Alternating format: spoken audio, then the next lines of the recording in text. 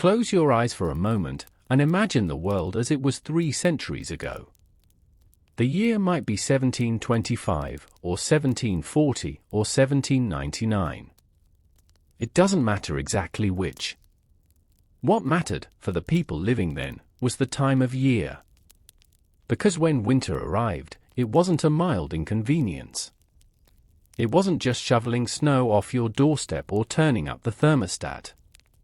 It was survival, brutal, unforgiving, and often deadly. The 1700s were shaped by what historians call the Little Ice Age.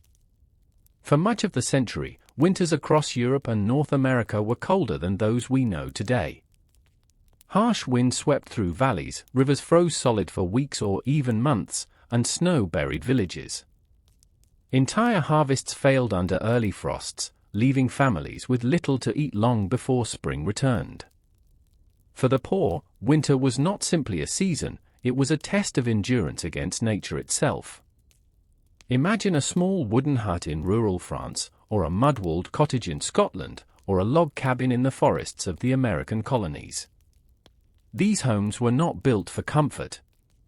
They had no insulation, no double-paned windows, no modern chimneys that drew the smoke neatly away.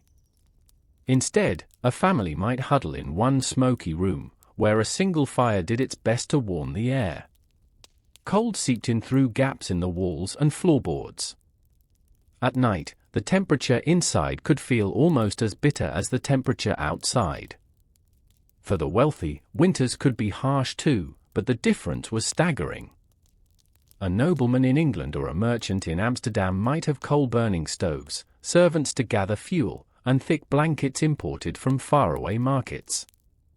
For the poor, the farmers, laborious, widows, orphans, and beggars, survival hinged on scraps.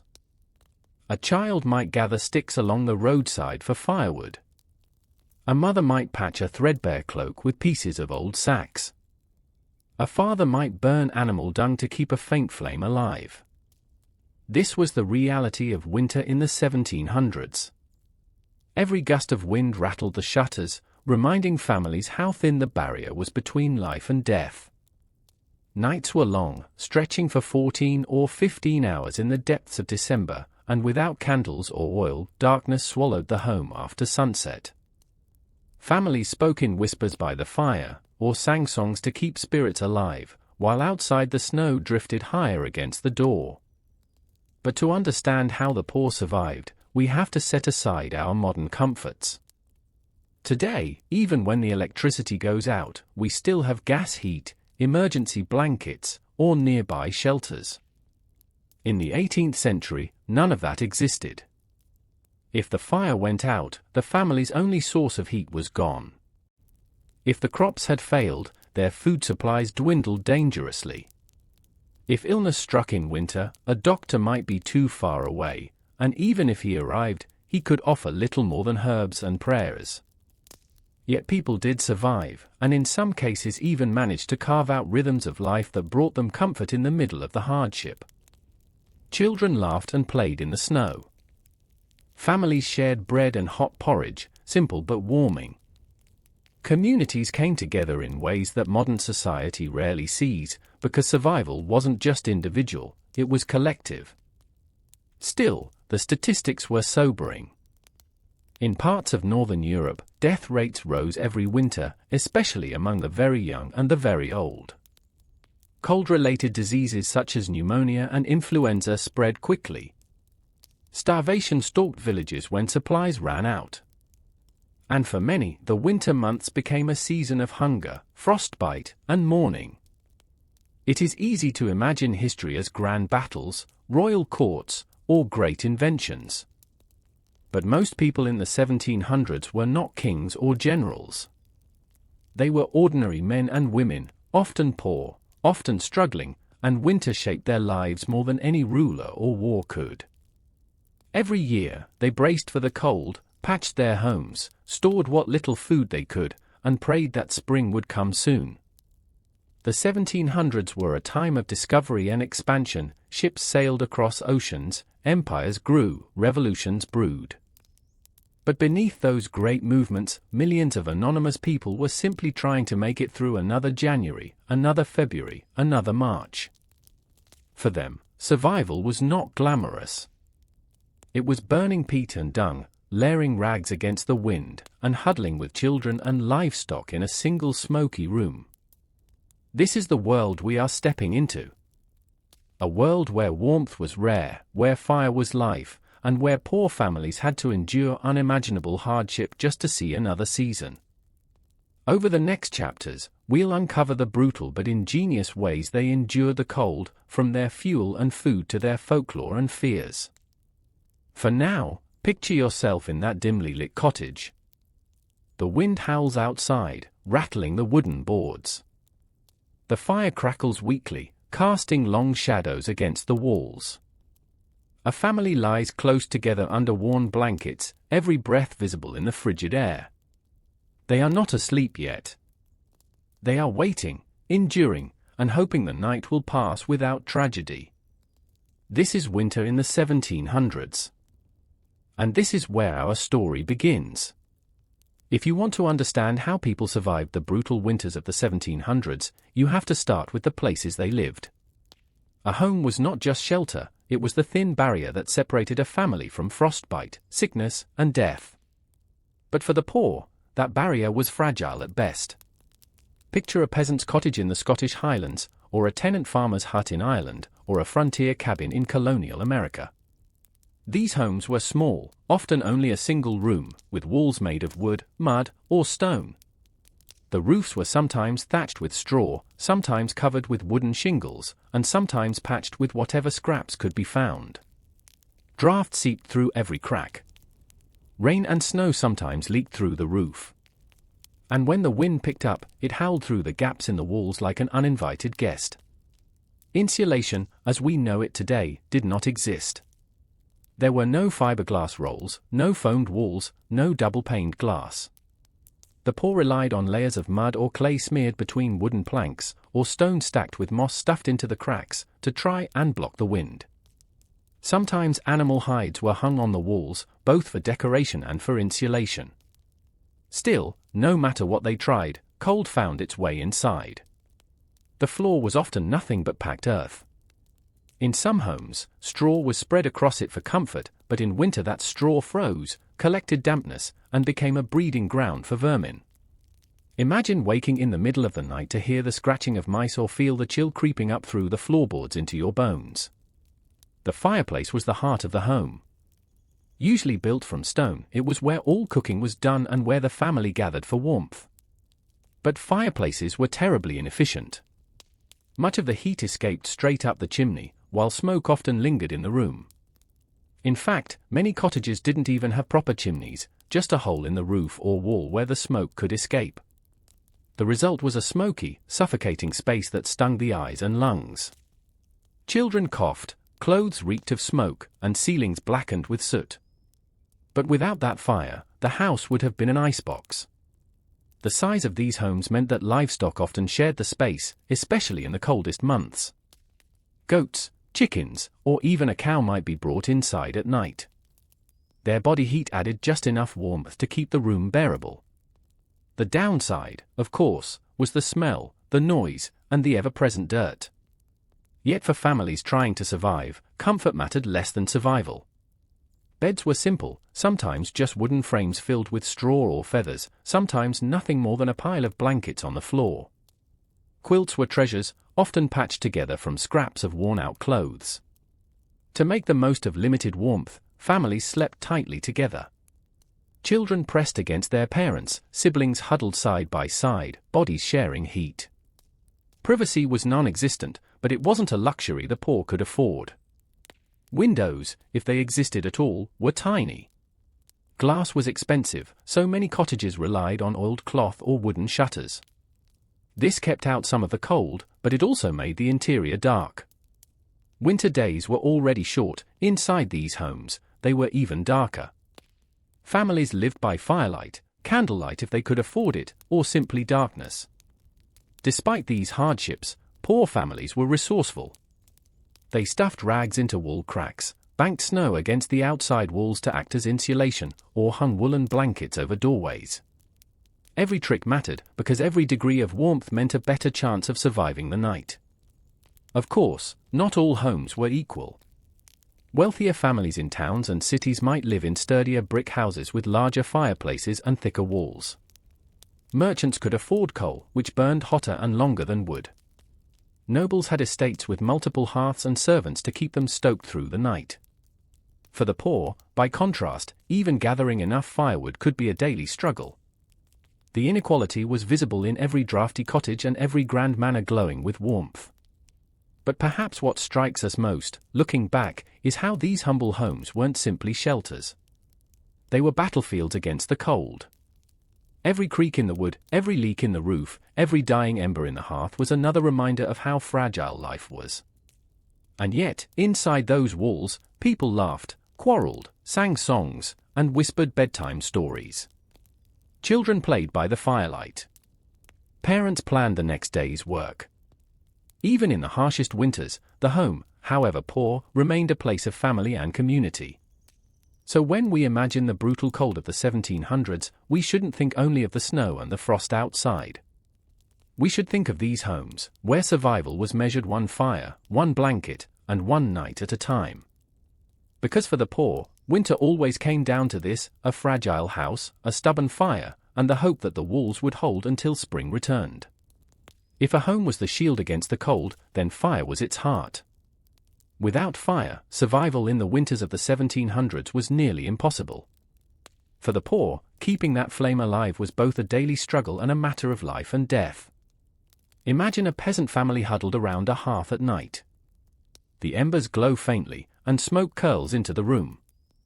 The fire must not go out, because starting it again, in the dark and cold, could be a desperate task. Flint and steel were used to spark flames, but striking the stones together, catching a spark on a scrap of dry tinder, and coaxing it into a flame was no simple matter. Matches, as we know them, did not exist yet. That meant fire, once lit, was guarded like a treasure. Children often had the chore of tending embers. They would cover them with ash at night to keep them smoldering until morning, then carefully blow them back to life. If a fire did die, families sometimes walked miles to borrow hot coals from neighbors. Communities, no matter how poor, often shared in the task of keeping fire alive, because one house without a flame could mean sickness, frostbite, or worse. The real challenge, however, was fuel. Firewood was the most common source, but for poor families, even gathering wood was filled with hardship. In heavily populated areas of Europe, forests were shrinking fast. Laws in many countries restricted who could collect wood. In England, for example, strict regulations protected landowners' forests, making it illegal for peasants to cut down trees.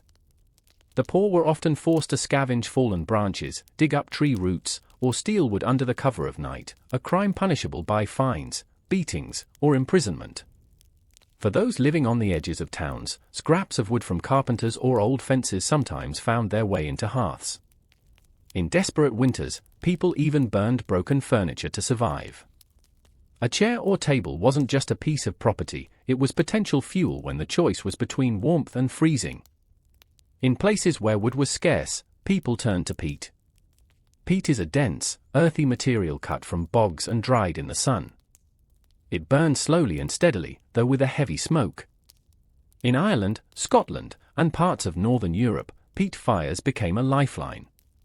Families would dig from bogs in summer, stacking blocks to dry so that by winter they had fuel ready. The smell of peat smoke became part of daily life, clinging to clothes, filling cottages, and marking the rhythm of survival. In some regions, dried animal dung was also used. Cattle and horses produced plenty, and when mixed with straw and dried, it could burn long enough to heat a small room or cook a meal. It was not glamorous, nor did it smell pleasant, but in the brutal winters, practicality outweighed comfort. For wealthier townsfolk, coal was the fuel of choice.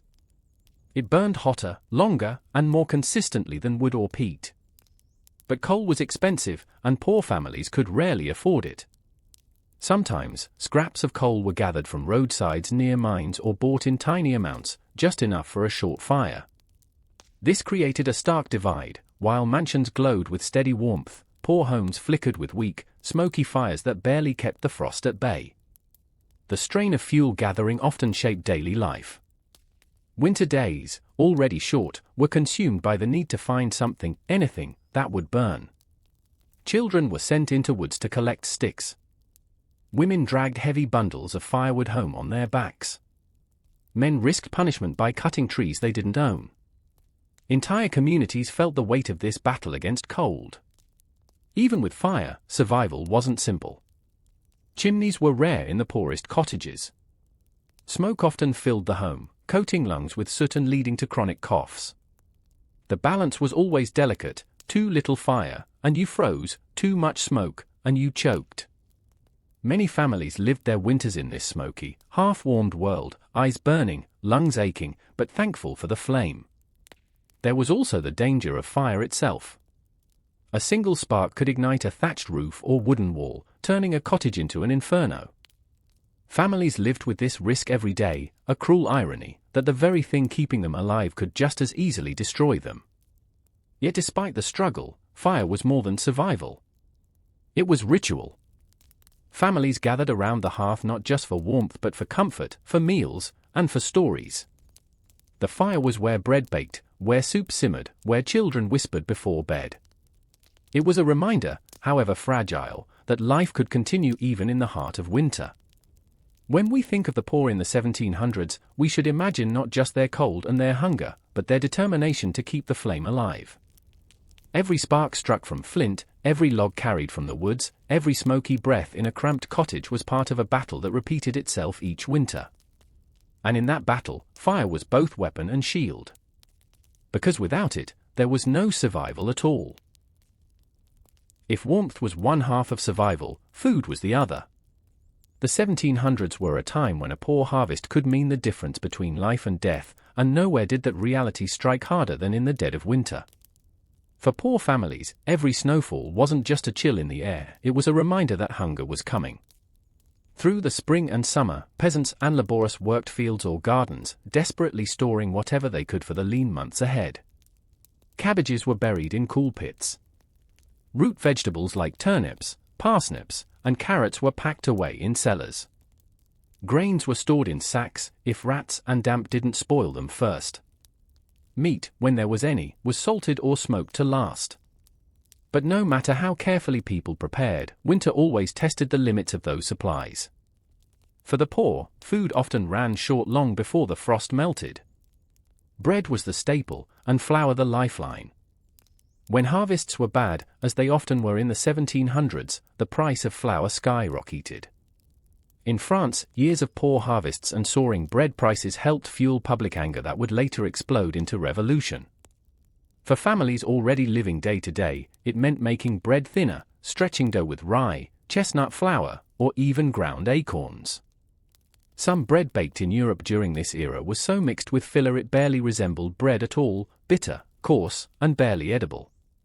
In England, the poor sometimes resorted to what was called famine bread. This wasn't truly bread but a rough cake made from mashed roots, weeds, and wild plants. It filled the belly but carried little nourishment.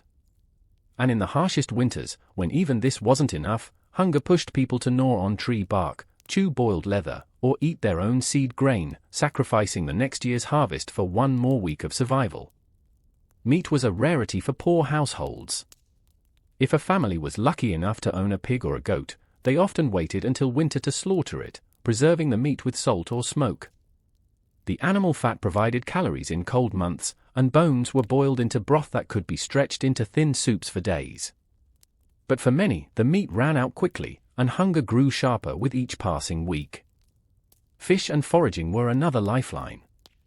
In villages near rivers or coasts, ice fishing or trapping eels sometimes kept bellies full. In forests, people searched for nuts, berries left over from autumn, and mushrooms, though the risk of poisoning was high. Children were often sent out to gather whatever scraps nature offered, and their small hands sometimes meant the difference between dinner and nothing at all. Alcohol, too, became a strange substitute for food. In places like Eastern Europe, vodka or strong spirits were consumed in winter not just for warmth, but to dull the pain of hunger. Ale, beer, and weak wine were staples even for children, not luxuries, but liquid calories when bread was scarce. The psychological toll of hunger was immense. It gnawed at families in the night, kept parents awake as they wondered how to stretch the last crust of bread for their children. In cities, riots sometimes broke out at bakeries when bread grew too expensive. In the countryside, theft soared as starving peasants stole grain from fields or broke into barns.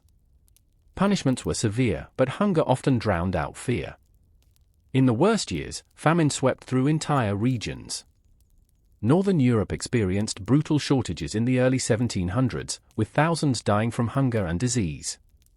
In Ireland, poor harvests of potatoes and oats left many destitute long before the infamous famine of the 1800s. For poor farmers in colonial America, winters could mean entire families huddled together, living on cornmeal mush or nothing but boiled roots. Despite the suffering, ingenuity sometimes shone through. Communities created food-sharing systems, with neighbors trading what little they had. A family with too much cabbage might swap with another that had grain. Churches and parishes distributed alms, a thin porridge, a hunk of bread, a ladle of broth, that might save a life, even if only for a day.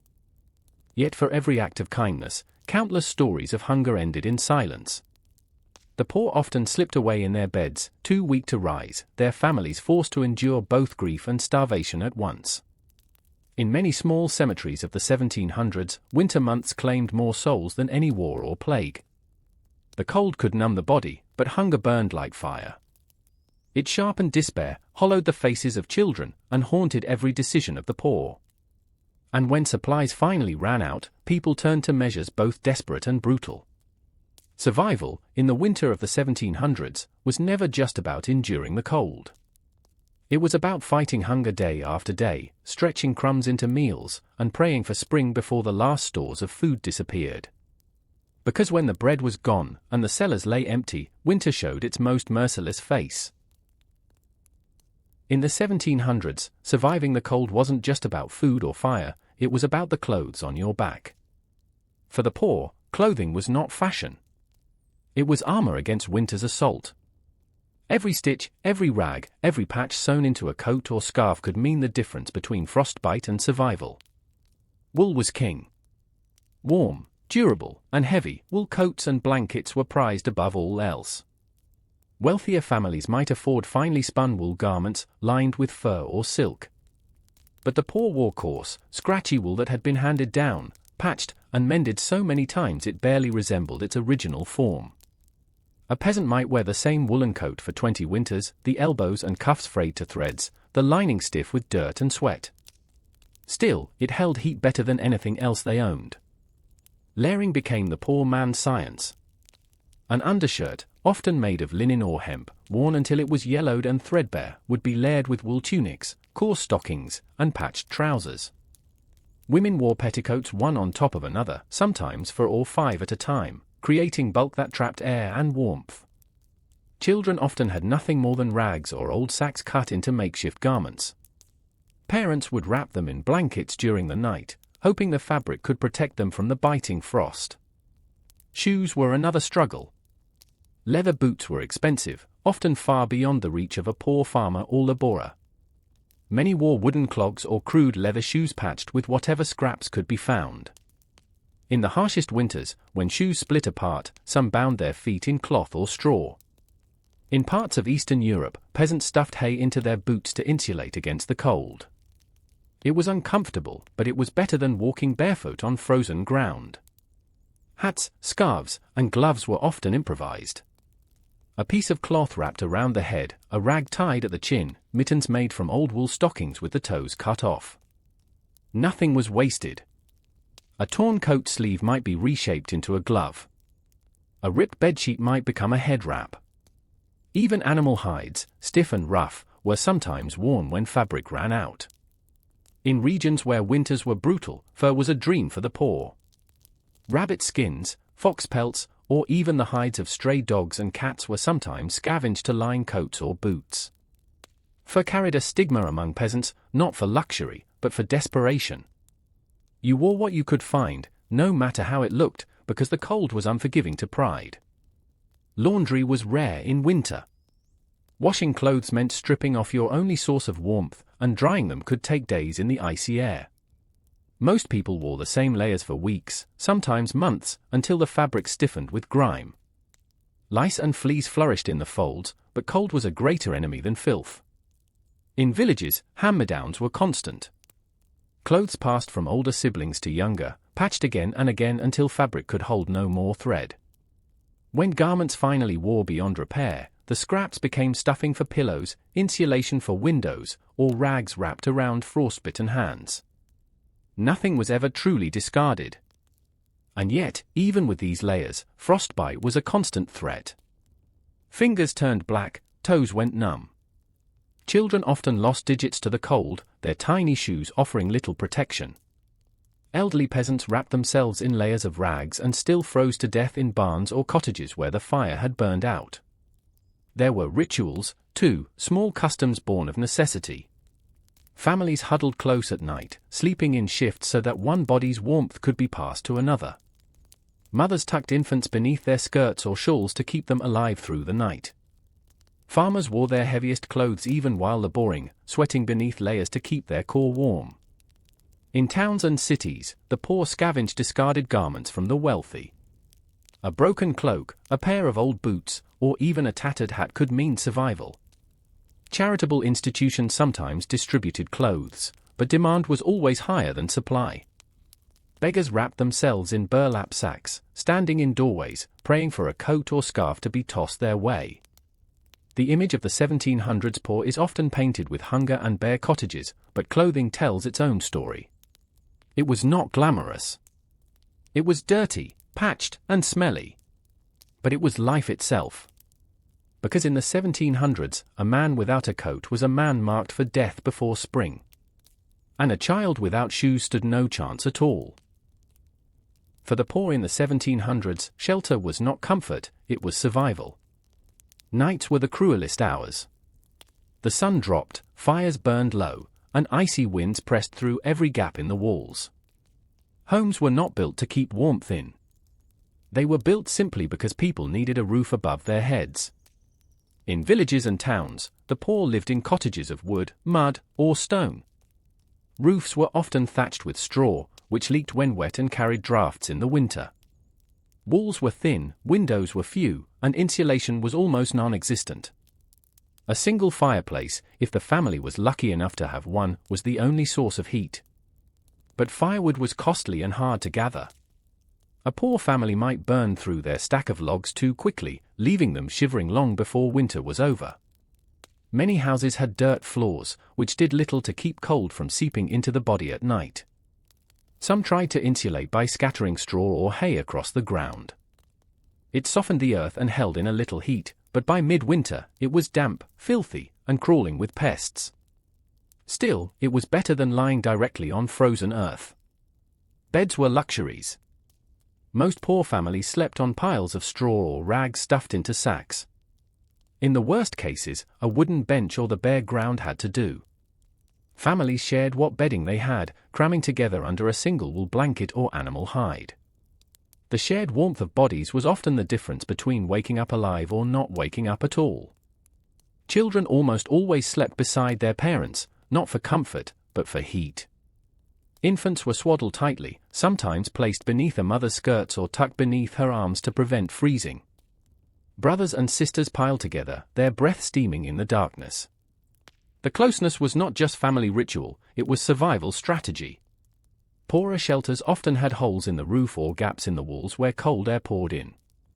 Rags, straw, or mud might be stuffed into the cracks, but these makeshift repairs barely slowed the drafts. Some families hung heavy cloth or old cloaks over windows to stop the wind. Doors were sealed with blankets, sacks, or even animal skins. Every scrap of material became a weapon against the night air. Even inside, the cold was relentless. A small fire might heat the air for a while, but as embers died, temperatures dropped. It was not uncommon for water left in a cup overnight to freeze inside the home. Cottages turned into icy caves, where smoke from the hearth blackened the ceilings but did little to warm the room. The wealthy, of course, had stone houses, multiple fireplaces, feather beds, and thick curtains. But the poor lay awake, coughing in the cold air, listening to the wind howl through their roofs. Some prayed for spring. Others simply pulled the blanket tighter, hoping their body would endure another night. There were tricks, passed down through generations. Heated stones wrapped in cloth were placed at the foot of beds to keep toes warm. Coals from the fire were stored in small iron pots beneath blankets, though the danger of burns was high. Livestock were sometimes kept indoors: chickens, goats, even pigs. Their body heat added a little warmth to the room, and their presence meant less chance of freezing in the night. But this brought its own misery. Houses filled with the smell of manure. Fleas and lice spread easily. Illness was constant. Yet, for many, sleeping beside animals was still better than freezing alone. The poor did not complain much about comfort. Comfort was not a word they knew. Their question was simpler: how to wake up alive the next morning. A roof, a fire, a pile of rags, and the heat of family beside you, that was all they had. And for countless families across Europe and the colonies in the 1700s, that was barely enough. When cold wind swept through the 1700s, survival wasn't just about blankets or fires. It was also about food. What people ate, or didn't eat, determined whether their bodies could withstand the long freeze. For the poor, hunger was a companion that returned every winter, sitting at the table even when the bowls were empty. Calories were warmth. Each bite of bread or meat fueled the body's furnace, keeping blood flowing and muscles working. Without enough food, people grew weak, shivered constantly, and fell sick more easily. A bad harvest could doom entire villages. A cold winter after a poor harvest was often a sentence of starvation. For the wealthy, winter meant roasted meats, spiced wines, cheeses, and warm soups served by the fire. For the poor, it meant scraping together whatever could be found. Root vegetables like turnips, beets, and carrots were buried in cellars to last through the season. Potatoes, still spreading across Europe from the Americas, became a life-saving crop because they could be stored in the ground until needed. Cabbages, onions, and dried beans also kept well and provided something to simmer in the pot when nothing else remained. But for many, even those staples ran short. Bread, the most basic food, often disappeared when grain prices rose. A harsh winter could send flour costs soaring, leaving poor families with nothing but thin porridge or watered-down broth. Some made bread from ground bark, weeds, or acorns when wheat was gone. It filled the stomach but gave little strength. Meat was rare in poor homes, reserved for special occasions or festivals. A rabbit caught in the woods, a salted piece of pork, or scraps from the market might be stretched into a stew. Fish, if a family lived near rivers or the coast, provided a better chance. Dried or smoked fish could last through the cold months and be shared in small portions. Soups and stews became the heart of winter survival. A single pot sat on the hearth, sometimes simmering for days, with ingredients added and removed as they came. A bone might be boiled again and again, giving its last trace of fat and flavor to thin broth. Families gathered around, dipping bread or sipping from shared bowls, letting the steam warm their faces even if their stomachs remained half empty. Alcohol, too, played a role. Ale, beer, or cider warmed the body, at least for a short while, and gave a false sense of heat. Poor families often brewed weak beer at home, safer to drink than water and easier to store than milk. In cold cottages, even a sip of warm ale might have felt like life itself. Hoarding was common. Every crumb mattered. Cheese was wrapped tightly in cloth, salted meats were hung from rafters, grain was locked in bins to protect it from rats. The line between thrift and desperation blurred quickly. A mother might hide food from her own children to make sure it lasted another day. Neighbors might argue or even fight over scraps. But there were also acts of quiet kindness. In some villages, wealthier families gave alms in bread or soup to the poor. Churches sometimes distributed food to those most in need. Neighbors might share what little they had if a child or elderly person was on the edge of starvation. Survival, at its core, was often a community effort. Still, famine loomed over the century. In colder regions of Europe, whole winters were remembered as starving years. When fields froze early and spring came late, families dug into the earth searching for roots, boiled nettles or weeds, or gnawed on leather straps softened in broth. People survived, but they carried the scars of hunger for the rest of their lives. For children, the lack of food was especially cruel. Malnutrition left them small, fragile, and more vulnerable to disease. Many did not live to see adulthood. Those who did often remembered winters as seasons of hunger, when every meal was a victory. Food meant warmth. Without it, the fire in the hearth and the blankets on the bed mattered little. The poor learned to stretch every morsel, to make thin soup seem filling, to share when there was nothing left to give. Winter was not only a battle against cold air but against empty stomachs. And year after year, it was a battle many barely won. Winter in the 1700s didn't just freeze the ground and empty cupboards. It weakened the human body in ways that were often invisible until it was too late. The poor, already thin from long hours of labor and short rations of food, entered winter with little strength to spare. When the cold struck, it drained that strength day by day, leaving people vulnerable to sickness. Chills crept into bones. The human body needs warmth to function, but when it was denied fire or food, its defenses began to collapse. Colds became fevers, coughs turned into infections, and frostbite led to blackened skin that no doctor of the time could heal. Many did not survive until spring. Respiratory illnesses were among the deadliest. Damp cottages, crowded with family members and animals, created perfect breeding grounds for disease.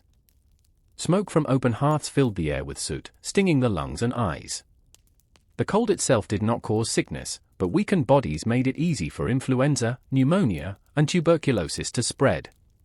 A single bad winter could sweep through villages like a silent plague. Smallpox and measles haunted poor families year-round, but winter made outbreaks worse. When people huddled together for warmth, infections traveled faster. Few had access to doctors, and fewer still could afford medicine. Folk remedies, herbal teas, poultices, charms whispered over sick children were the only treatment. Sometimes they brought comfort, but rarely a cure. Frostbite was another silent enemy. Poor people spent hours outdoors gathering firewood, tending animals, or traveling by foot with little more than thin shoes and patched coats. Fingers and toes stiffened in the cold until they could no longer feel pain, only to turn black days later. Amputation was often the only answer, if one survived the infection that followed. But it wasn't only the body that weakened. The mind also suffered. Long nights, hunger, and freezing rooms pushed many into despair. Some fell into what we might call depression today, though in the 1700s it was often explained as melancholy or spirits weighing heavy on the soul. For those already on the edge, the endless dark days of winter could feel unbearable. Malnutrition made matters worse. Without enough food, immune systems collapsed. Children grew frail, their ribs visible beneath worn clothing. Old men and women, already fragile, wasted away quietly. Even a minor illness could claim a life when the body had no reserves left to fight. The wealthy faced these illnesses too, but they had doctors, thicker walls, and better diets to shield them. For the poor, a fever meant missing work, and missing work meant no money for food or fuel. One sick week could doom an entire family to starvation or eviction. In some communities, epidemics reshaped life. Villages lost whole generations in a single winter. Records show parish churches struggling to keep up with burials after a particularly harsh season, the toll of hunger and disease filling graveyards faster than the thaw could arrive. Yet, even in weakness, there was resilience. Families developed rituals to protect one another. Mothers bundled children in layers of rags. Fathers rose before dawn to keep embers alive in the hearth. Neighbors checked on the sick when they could, bringing broth or bread as offerings of survival. Sometimes, it worked. Sometimes, it was only enough to bring comfort in the final hours. Winter illnesses in the 1700s were not always dramatic, but they were relentless. A cough that never went away, a fever that burned too long, a bite of frost that spread infection, each could mean the end. The poor knew this and braced themselves each year, praying for health, praying for strength, and praying for spring. For many, survival was not about defeating the cold. It was simply about enduring it, one shivering day at a time. For the poor of the 1700s, survival often depended on the walls around them. A home was never just a home in winter, it was a shield, a fragile barrier between life and death. But when those walls were thin, drafty, and barely standing, people had to get creative. Cottages of the rural poor were usually built from local materials, rough wood, clay, thatch, or stone. They were simple structures, easy to raise and cheaper to repair, but in harsh weather they leaked, cracked, and shivered with every gust of wind. Inside, the temperature was often little better than outside. People didn't fight the cold with grand fireplaces or thick glass windows like the wealthy. Instead, they relied on small, clever ways to stretch what they had. One method was stuffing. Gaps in walls were filled with moss, straw, rags, or even mud to block drafts. Families used anything they could find to plug the endless holes.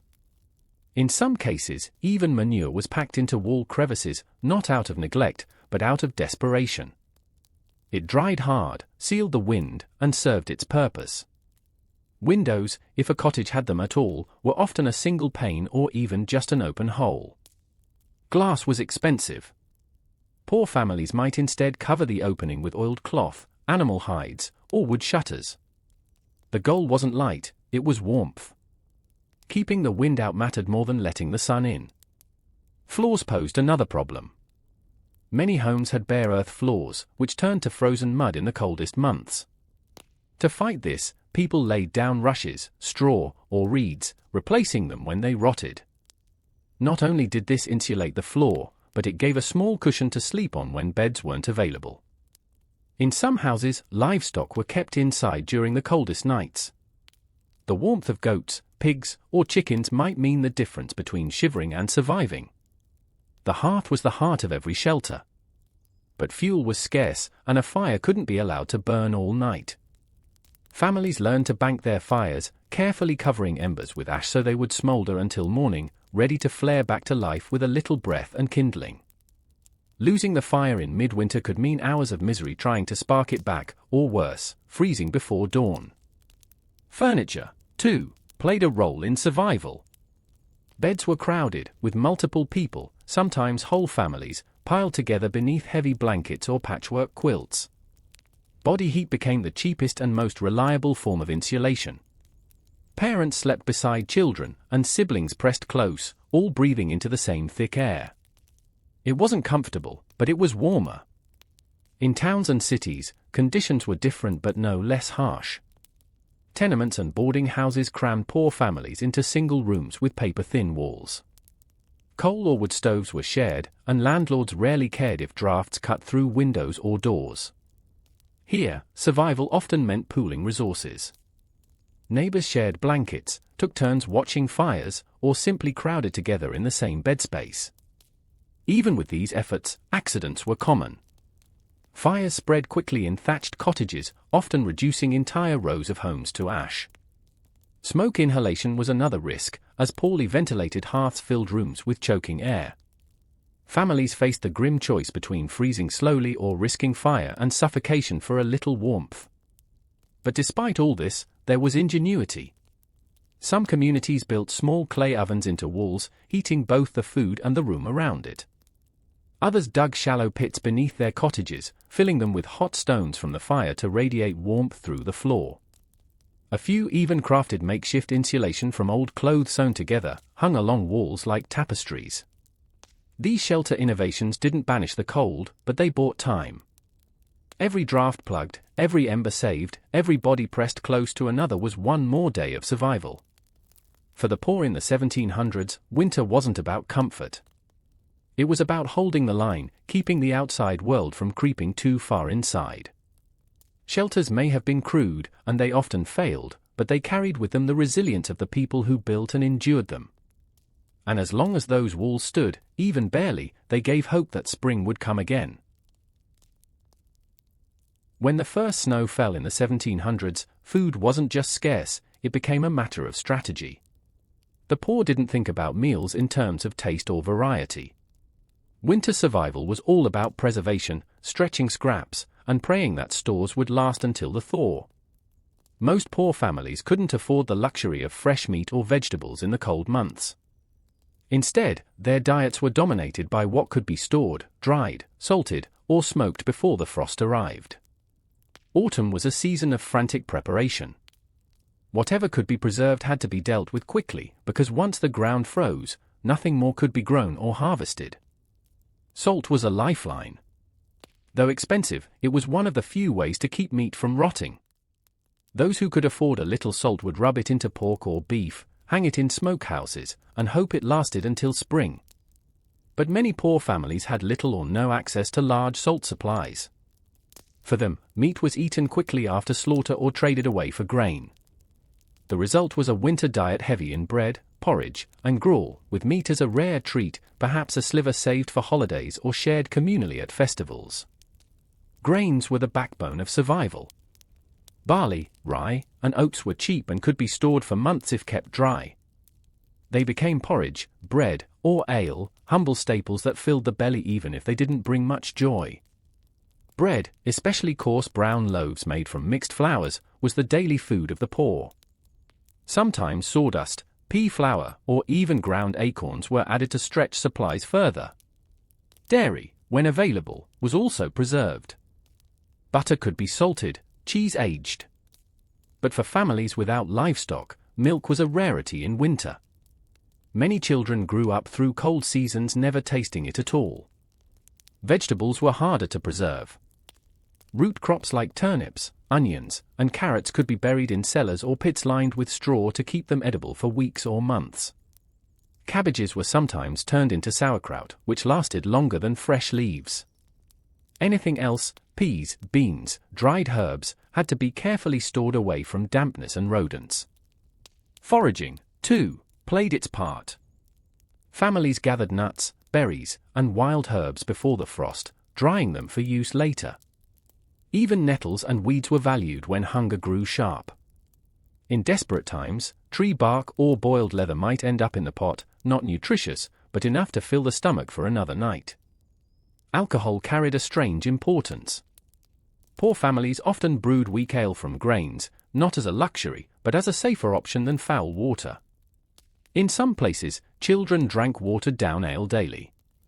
Spirits and stronger drink were rarer for the very poor, but when available, they dulled the misery of hunger and cold, sometimes at great cost. Rituals grew around winter food. A loaf of bread shared among siblings. A single piece of salted pork stretched across a pot of stew to give flavor, even if no one had much meat to chew. These small meals, meager as they were, kept spirits alive. Families developed customs of saving just a little for feast days, a reminder that life was more than survival. Of course, famine loomed whenever harvests failed. A poor crop meant the difference between surviving the winter and starving through it. In the hardest years, whole villages went hungry, relying on parish relief, begging, or theft to keep from wasting away. And yet, even in the bleakest winters, the poor found ways to adapt.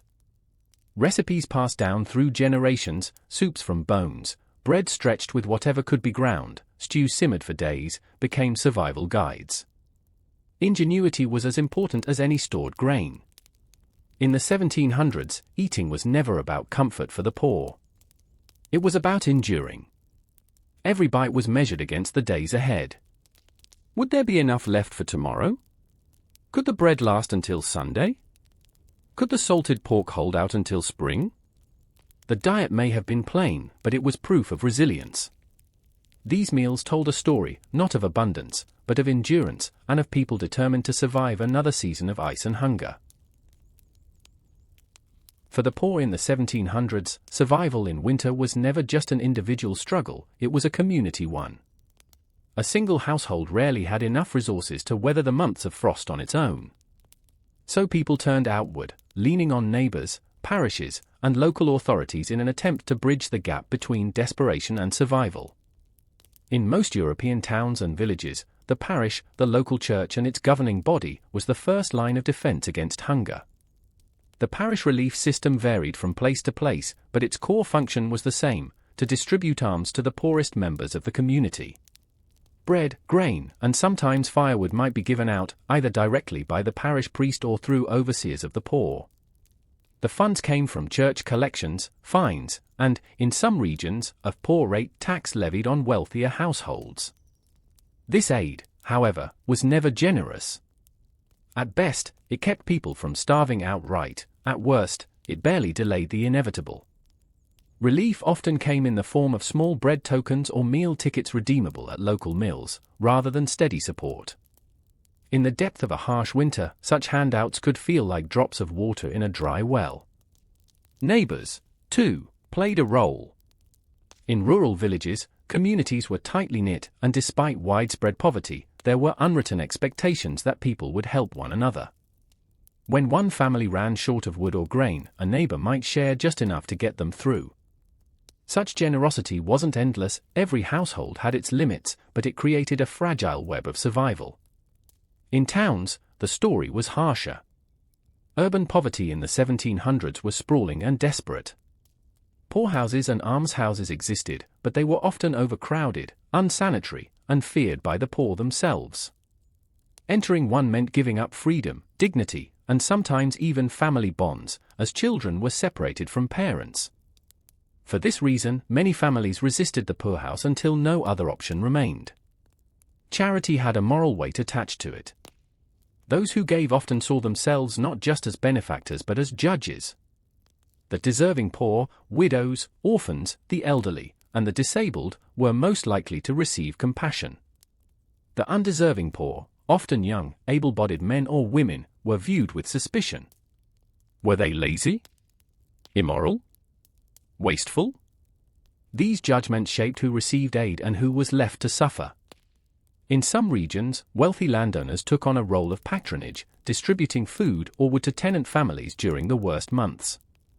These gestures reinforced social hierarchies, reminding the poor that their survival depended on the mercy of their betters. Gratitude was expected, obedience demanded. Still, for families on the brink, this charity meant the difference between life and death.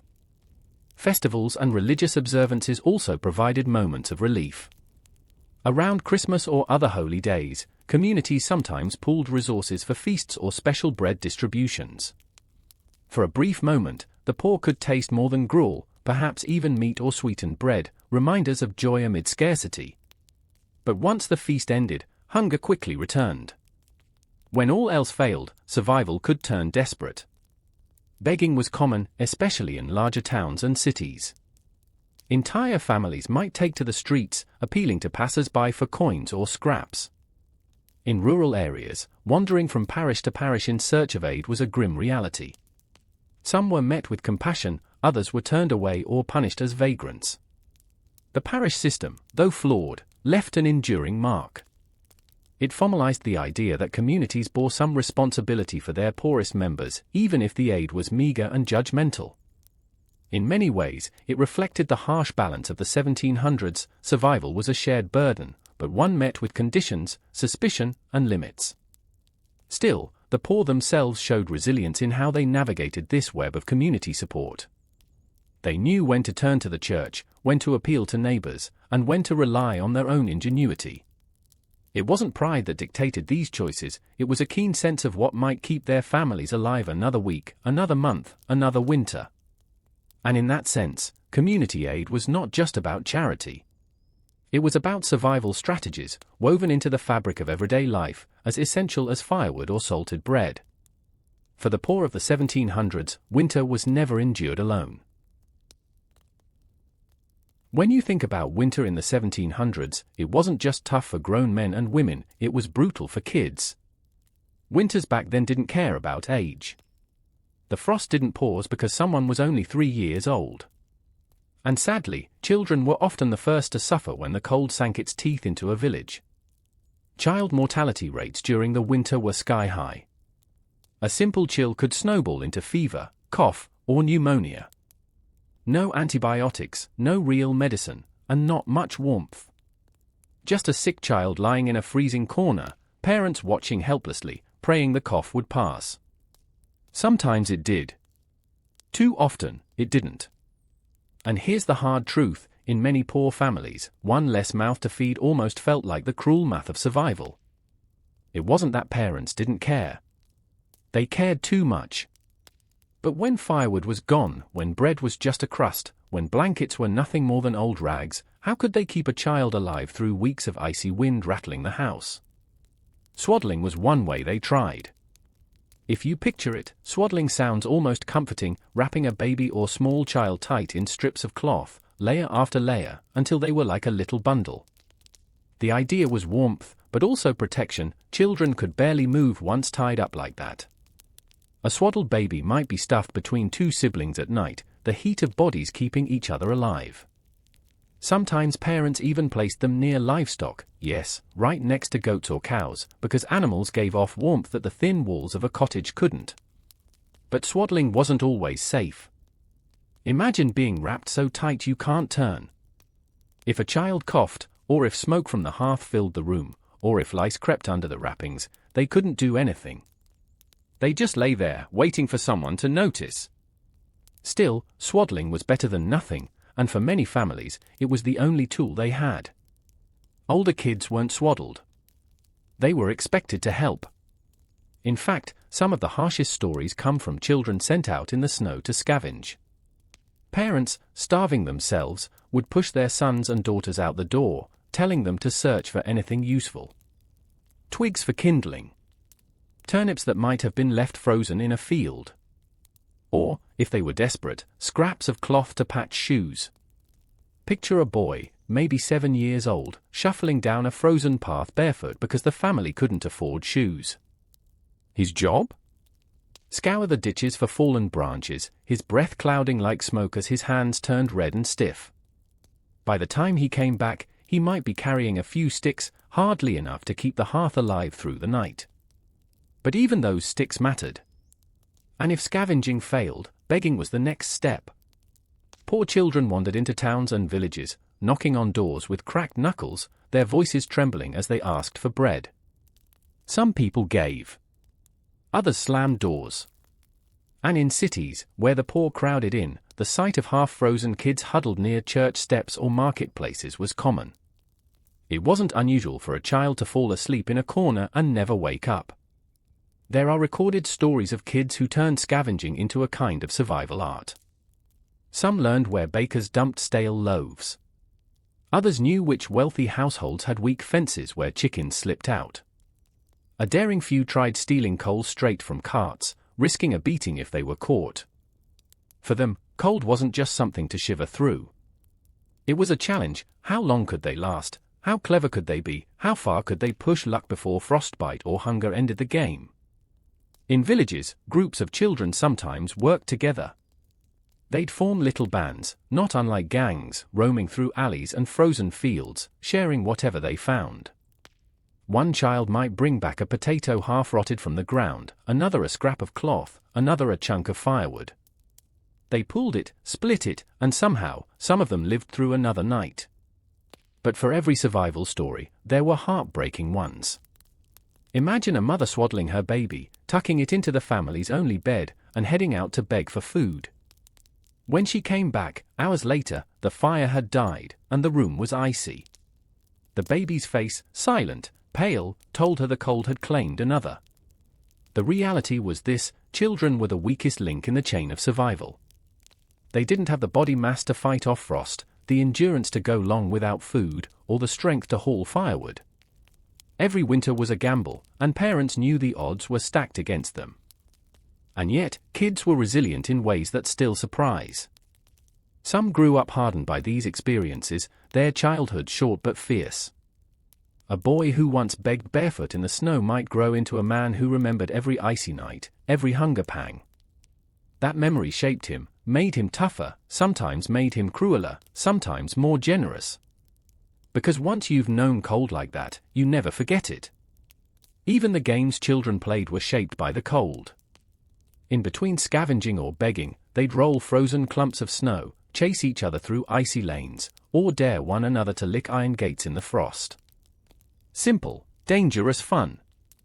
Anything to feel alive, anything to forget hunger for a minute. So when we talk about survival in the 1700s, it's not just about adults trudging through snow or farmers chopping wood. It's about the children, too, the ones bundled so tight they couldn't move, the ones sent into fields with frozen fingers, the ones who begged strangers for mercy. Some survived. Many didn't. But every story of winter survival in those centuries has the ghost of a child in it, somewhere in the background, carrying sticks, knocking on doors, or lying silent under thin blankets as frost crept in through the cracks. That was childhood in the cold. Not fairy tales. Not cozy winters by the fire. But a brutal fight to see the spring, when maybe, just maybe, the ice would melt before the hunger took another small life. If the cold itself didn't take you down, the sickness that came with it often did. Winter in the 1700s was like a slow siege. The air was damp, the rooms were smoky, and bodies were weak from hunger. That was the perfect recipe for sickness. And once sickness hit, it spread like fire in a tinder-dry barn. The most common killer was pneumonia. You'd start with what felt like a harmless cough. Nothing unusual, everyone coughed in winter. But soon the chest tightened, the breath rattled, fever climbed. No doctors to help, no real medicine. Just maybe some herbal tea, or a hot stone wrapped in cloth placed on the chest. Families would sit helpless, listening to that wet, gasping sound, knowing there wasn't much chance the sick person would see spring. Influenza swept through whole villages, leaving bodies too weak to rise from straw mattresses. The poor had no warm broths, no firewood piled high to fight the fever. Just cold rags, prayers, and hope. The flu could hit fast, take down children, then spread to parents, and within days a whole family might be gone. Then there was frostbite, the disease of the poor man's skin. Fingers, toes, noses, ears, those parts froze first. A farm boy walking barefoot across snow to collect kindling might come back with feet swollen, purple, and useless. Once frostbite set in, infection wasn't far behind.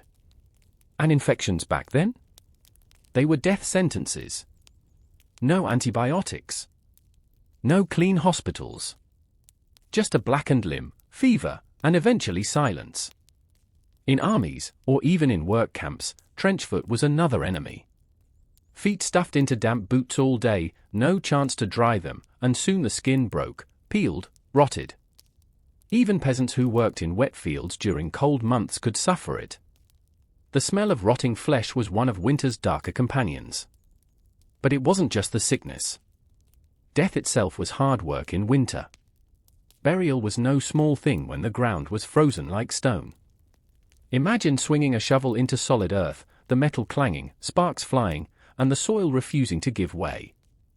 Poor families didn't have the tools to cut through ice and frozen clay. Sometimes they couldn't bury the dead for weeks. So what did they do? Some stored bodies in barns or sheds until the thaw. Others dug shallow graves, covering the body with stones or wood until spring. In towns, there were reports of bodies stacked near churches, wrapped in rags or blankets, waiting for warmer days. Death didn't stop in winter, but burials often had to. And that left whole communities living alongside their dead. You can imagine the fear this brought. A family sitting at night, a body wrapped in cloth at the edge of the room, children whispering, too scared to sleep. For the poor, grief and survival mixed together in a way that feels almost unbearable now. And yet, people still found ways to cope. Poor families had their rituals. Maybe it was lighting a candle in the window, or singing hymns over the body. Maybe it was leaving a loaf of bread near the corpse, a kind of offering for the journey beyond. Some washed the body with cold water, even in freezing weather, believing the spirit needed cleansing before leaving. There are stories of families who couldn't afford coffins, so they built makeshift boxes out of old wood planks or even animal troughs. Others wrapped their dead in the only blanket they owned, knowing they'd never get it back. Imagine that trade-off, lose your child, and lose your only source of warmth too. And for some, coping meant detachment. Death came so often that grief had to be buried quickly, or it would eat you alive. Parents who lost 3, 4, even 5 children to sickness had to harden themselves. Tears, yes, but then back to work, because the living still needed food and fire. Winter stories of sickness sometimes bordered on the surreal. A traveler might pass through a village and find every window shuttered, the streets empty, dogs howling at doors where whole families had died inside. In cities, church bells rang so often they became part of the background noise. But among the poor, there was also this grim humor. They joked about sleeping sickness, about cold lungs and death's breath. Not because it was funny, but because humor was a thin shield against despair. If you could laugh, even a little, maybe you could keep going. For children, winter sickness was often the end. A little girl might catch a cold from walking barefoot through snow, then 2 weeks later she'd be coughing up blood. Parents tried to keep their kids close to the fire, wrapping them in shawls, feeding them weak broth if they had any. But the firewood always ran out, and broth was usually just hot water. Adults weren't spared either. Farmers who had pushed themselves too hard chopping wood or hauling carts through snow often collapsed with fever, their lungs rattling until breath gave out. And when the main worker of a family died, the rest were left in even deeper danger. The sad part? Death became so common that kids grew up with it as part of daily life. A 10-year-old might carry his baby brother to a shallow grave. A widow might sit sewing by candlelight while her husband's body lay stiff behind her. People learned to move forward because they had no choice. Survival meant carrying grief on your back and still chopping wood the next morning. But sometimes, there were small acts of light. Neighbors would step in, helping a family dig a grave when their strength was gone. Whole villages might gather around a fire to sing for the dead, the sound rising above the howling wind. Poor families shared what little they had, a loaf of bread, a candle, a hand on the shoulder. Grief was heavy, but shared grief was lighter.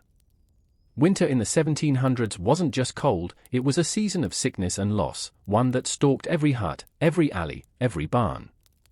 Pneumonia, influenza, frostbite, trench foot, those were the soldiers of the season, marching silently, taking whoever was weakest. And when the bodies fell, frozen earth refused to take them right away. But the poor? They endured. They found ways to mourn without breaking, ways to honor without money, ways to laugh even in the shadow of death. Winter sickness was cruel, but human spirit, somehow, are kept pushing through. That's why we still tell these stories today. Not just about the cold itself, but about the people who lived and died inside it. Winter wasn't just about the fight inside one family's hut. It was about the whole community. Poor folks in the 1700s knew one thing for sure: if you tried to face the cold alone, you probably wouldn't make it. Survival was a group effort. And even when food was scarce, when woodpiles shrank, when sickness filled the air, neighbors leaned on each other. One family might have a little more firewood stacked by the wall. Another might have a goat still giving milk. Another might have a son strong enough to chop through ice. Separately, each household was on the edge. Together, they stood a better chance. So people pooled resources, sharing logs, passing around scraps of bread, letting the weakest sit closer to the hearth. It wasn't charity. It was survival math. If one house fell, it made the whole village weaker. Think about fire. In many villages, fire was life itself. If your hearth went out in January, that was almost a death sentence. Matches didn't exist the way we know them now. Flint and tinder could work, but in freezing damp air, even sparks failed. So if your fire died, you'd wrap yourself in rags and rush to the neighbor's house, begging for a burning stick to relight your hearth. People didn't say no, because they knew next week it might be their turn to ask. There are stories of entire rows of cottages lit from a single coal, passed carefully in a clay pot from house to house. One glowing ember meant life for dozens of people. Food was the same. A family with a little flour left might trade it for turnips. Someone with salted fish might cut pieces to share, knowing that hunger tomorrow could strike their own house. These trades weren't always fair in numbers, but they were fair in spirit. It was a constant give and take. People remembered who gave, who helped, who showed up when the cold bit hardest. Space, too, was shared. A hut barely big enough for 5 might hold 10 when neighbors were desperate. Whole families squeezed shoulder to shoulder on dirt floors, their breath fogging the air, children piled together under rags. The warmth of many bodies made the night survivable. It wasn't comfortable, it smelled of smoke, sweat, and sickness, but it was better than dying alone in the snow. And through this forced closeness, stories were told. Old legends, half-remembered songs, prayers whispered in the dark. These stories weren't just to pass the time. They were a way to remind everyone, we're in this together. We've survived other winters. We can survive this one too. Community traditions often grew out of this desperate togetherness. In some villages, people held midwinter gatherings, not feasts, not celebrations in the modern sense, but moments to cling to hope. Maybe it was lighting a single candle for every family and placing them in a circle. Maybe it was sharing a thin pot of soup, everyone dipping bread into the same broth. Maybe it was huddling in a barn, singing while the wind howled outside. These gatherings reminded people they weren't alone, even when death knocked at every door. Sometimes, the traditions leaned grim. There are records of villages holding what they called death watches, whole groups sitting awake all night when someone was on their last breath. They'd sing low songs, tell stories, and make sure no one slipped into the dark without company. Children grew up hearing these songs, not lullabies. And in a strange way, it tied the community together. Grief shared became lighter, even if only by a fraction. But there were hopeful traditions, too. In some places, midwinter was marked by small gifts, not like Christmas as we know it, but practical things. A neighbor might leave a bundle of sticks by another's door. A farmer might give a wedge of cheese to a widow. A loaf of bread passed secretly at night. These weren't grand gestures. But to a starving family, that gift could mean survival. The cold made people hard, but it also made them generous in ways we don't often picture. Poor folks didn't have much, yet they found ways to share. Because they understood the rule of the season, one day, you give. The next, you receive. There were wild stories of villages that nearly fell apart under pressure. Sometimes neighbors fought over scraps, or stole from each other's woodpiles. Desperation drove people to madness. But the ones who lasted through the hardest winters were usually the ones who stuck together. Isolation killed faster than frost. Take the story of one small mountain village, no name recorded, just fragments in old writings. A brutal storm buried them for weeks. Snow piled higher than doors. Roads blocked. No one could leave. Food ran out fast. But the villagers survived by pulling everyone into one barn. They lit a fire at the center, huddled like animals, and rationed out the last bits of grain. They sang, they prayed, they shared body heat. When the thaw finally came, most were still alive. Not because they had more food or better houses, but because they refused to face the storm alone. There's another story from Northern Europe of families gathering in a single longhouse during the worst of winter. They called it the winter sleep. Everyone crammed inside, fires burning day and night, the air thick with smoke. People barely moved, conserving strength, surviving almost like bears in hibernation. They shared everything, beds, food, chores, even grief. And when spring broke, they came out thin, pale, but alive. Community survival was more than just practical. It was spiritual. People believed that by helping neighbors, they kept bad luck away. Refuse to share, and maybe next time the frost would claim your child. Share a loaf, and maybe the spirit of winter would pass your house by. Superstition blended with necessity, but the result was the same: people leaned on each other because no one wanted to tempt fate. Winter showed the best and worst of humanity. There were thieves and hoarders, yes. But there were also villagers who split their last crust of bread 3 ways. There were communities that gathered in barns and sang together, even with death waiting outside. Poor people in the 1700s didn't have much: thin soup, weak fires, wooden huts, but they had each other. And that, more than anything, was their greatest weapon against the cold. By now, you can almost picture it: the cold huts, the hungry families, the children bundled in rags. But to really understand this world, you have to see the contrast. Because while the poor scraped by with almost nothing, the rich lived in palaces where the cold barely touched them. Step into a nobleman's house in winter. The walls were lined with tapestry so thick they trapped heat. Heavy velvet curtains kept out the drafts.